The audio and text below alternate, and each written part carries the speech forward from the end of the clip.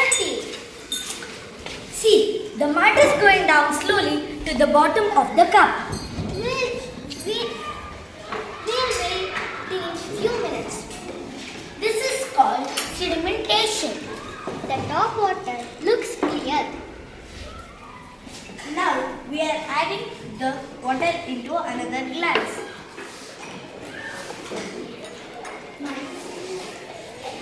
This is called decantation. The muddy water stays down and the clear water stays up. But still the water is not safe for drinking because it may have invisible impurities. They may germs and harmful bacteria. One way to make water clean is filtration.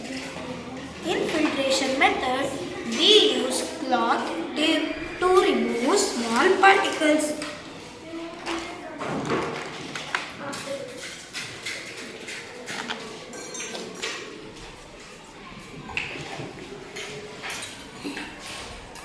We can boil the water to kill germs. Boiling makes water safe for drinking. In big water plantation, they use distillation to purify water.